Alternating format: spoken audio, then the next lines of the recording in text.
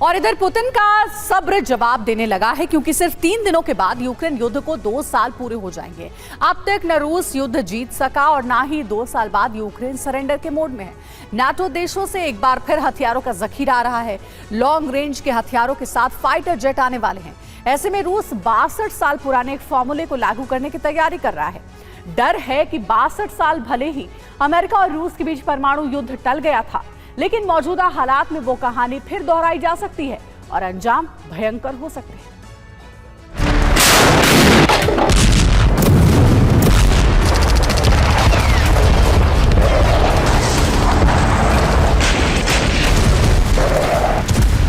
फरवरी 2024, 100 घंटे बाद युद्ध के 2 साल पूरे। रूस का मिशन यूक्रेन 2 साल बाद भी नाकाम। अब नेटो से इंतकाम।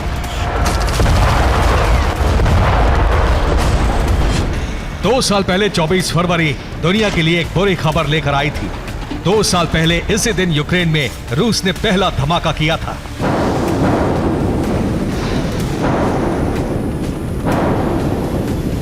अब 2024 का 24 फरवरी आने वाला है। क्या फिर पुतिन 24 फरवरी को दुनिया के लिए एक डरावना दिन बनाने वाले हैं? पुतिन की तैयारियों से तो ऐसा ही संकेत मिल रहा है। आशंका है कि पुतिन अब यूक्रेन मिशन में सबसे बड़ा अड़ंगा डालने वाले नेटो से इंतकाम लेंगे, और वो भी उसी दिन जिस दिन यूक्रेन युद्ध के 2 साल पूरे हो रहे हैं।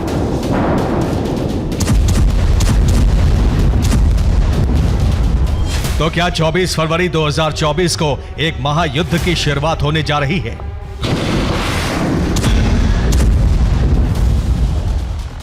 रूस की विध्वंसक तैयारियां नेटो के किसी छोटे मोटे देश के लिए नहीं, बल्कि सबसे ताकतवर अमेरिका को लेकर चल रही है।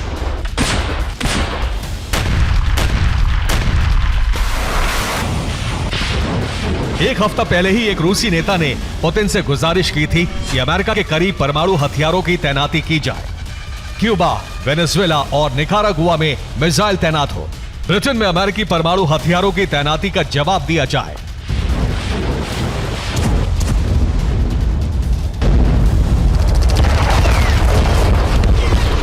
कुछ दिन पहले ही रूसी विदेश मंत्री लावरोव ने वेनेजुएला के राष्ट्रपति से मुलाकात की थी। इसके बाद रूसी विदेश मंत्री क्यूबा पहुंचे। एक तरफ रूस की नाटो से बदला लेने की प्लानिंग और दूसरी तरफ रूसी विदेश मंत्री की क्यूबा वार्निंग ने अमेरिका को अलर्ट कर दिया है, क्योंकि अमेरिका जानता है कि पुतिन किस फॉर्मूले को दोहरा सकते हैं।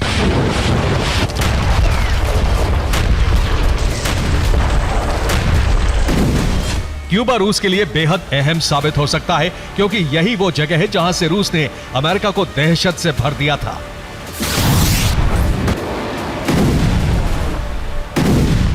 अब एक बार फिर आशंका जताई जा रही है कि रूस ऑपरेशन क्यूबा शुरू कर सकता है।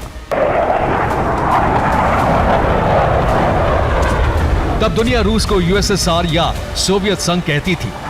अमेरिका ही क्या, पूरी दुनिया नहीं भूल सकती वो दिन जब पूरी दुनिया पर परमाणु युद्ध का खतरा मंडराने लगा था।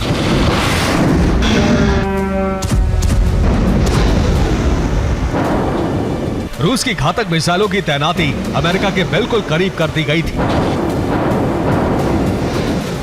आगे बढ़ने से पहले आपको 62 साल पुरानी उस घटना के बारे में बता देते हैं जिसको रूस 2024 में दोहरा सकता है। जी हाँ, साल 1962 में शीत युद्ध अपने चरम पर था। रूस ने अमेरिका की नाक के नीचे क्यूबा में अपने परमाणु हथियारों को तैनात करना शुरू कर दिया था। क्यूबा इसलिए अहम है क्योंकि यह अमेरिका फ्लोरिडा तट से सिर्फ 150 किलोमीटर दूर है, यानी रूस बहुत आसानी से अमेरिका की जमीन को दहला सकता है। अमेरिका के कई बड़े शहरों को क्यूबा से टारगेट किया जा सकता है। Texas, California, Georgia, Alabama, Oklahoma, Mississippi जैसे शहर पर एटमी हमले से नष्ट किए जा सकते हैं। और 1962 में शीत युद्ध के दौरान सोवियत संघ ने यहां परमाणु मिसाइलों की तैनाती कर दी थी। अमेरिका को इसकी जानकारी नहीं थी, लेकिन एक दिन के अमेरिका के एक जासूसी विमान ने क्यूबा की रेकी की। जासूसी विमान से 928 फोटो लिए गए। फोटो की जांच से पता चला कि क्यूबा में कई एटमी मिसाइलों की तैनाती है, जिसके बाद अमेरिका में हड़कंप मच गया। अमेरिका नौसेना क्यूबा को घेर लिया गया। कई दिनों तक दुनिया परमाणु युद्ध की आशंका से सहमी रही।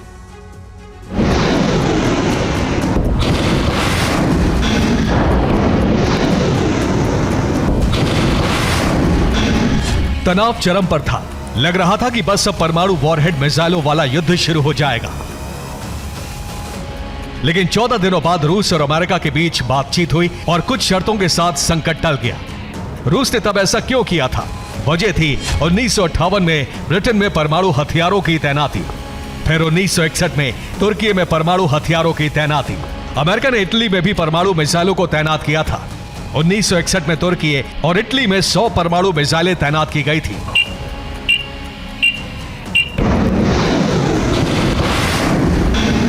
मिसाइल हटाने और क्यूबा पर हमला नहीं करने की शर्त पर रूस और अमेरिका में समझौता हो गया था, लेकिन 2024 में एक बार फिर अमेरिका वैसी ही प्लानिंग कर रहा है। अमेरिका ब्रिटेन में परमाणु हथियारों की तैनाती बढ़ाने का ऐलान कर चुका है। अब पूर्वी यूरोप के देशों में भी परमाणु हथियार भेजकर रूस पर दबाव बनाने की योजना बन रही है।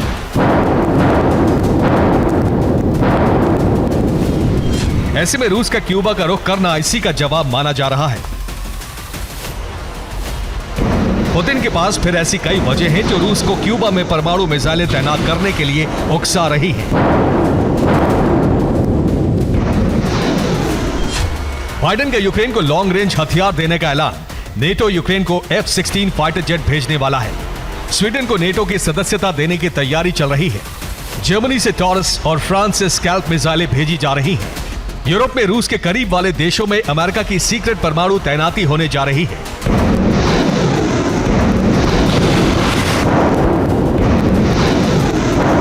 रूस यूक्रेन से चंद महीनों में युद्ध जीतने की प्लानिंग के साथ जंग में उतरा था, लेकिन 2 साल बाद भी पुतिन का सपना पूरा नहीं हो सका है।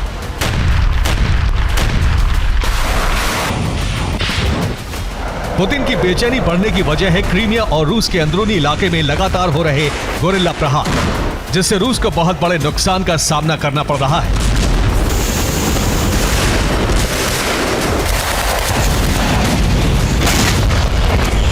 यूक्रेन ने पिछले 3 दिनों में रूस के 4 फाइटर जेट्स गिरा दिए। इनमें से 3 सुखोई 34 फाइटर जेट थे। पिछले दिनों ब्लैक सी में रूस अपना एक और जहाज गंवा चुका है। इतना ही नहीं, रूस को शक है कि यूक्रेन की मदद के लिए नेटो की सेनाएं भी आ चुकी हैं। पिछले दिनों फ्रांस के लड़ाकों को लेकर यूक्रेन को सबूत मिले थे। अब अवदीवका में कब्जे के बाद तलाशी के दौरान भी रूसी फौज को मर्सनरी लड़ाकों को लेकर नए सबूत मिले हैं। रूस समझ चुका है कि नेटो रूस को अगले कई बरसों तक युद्ध में उलझाने की साजिश तैयार कर चुका है। अब बाइडेन यूक्रेन को बैलिस्टिक मिसाइलें देने पर विचार कर रहे हैं। यूक्रेन के लिए जल्द हथियारों के पैकेज का ऐलान हो सकता है। अमेरिका यूक्रेन को लॉन्ग रेंज मिसाइलें भी दे सकता है। रूस को शक है कि अमेरिका की लॉन्ग रेंज मिसाइलों से क्रीमिया पर हमला हो सकता है। रूसी फौज को अवदीवका में अमेरिका के कई हथियार मिले हैं, जिससे जाहिर हो रहा है कि नेटो देशों की सेना यहां मौजूद थी और रूस को एक छोटी सी जगह पर 5 महीने तक उलझा कर रखा था।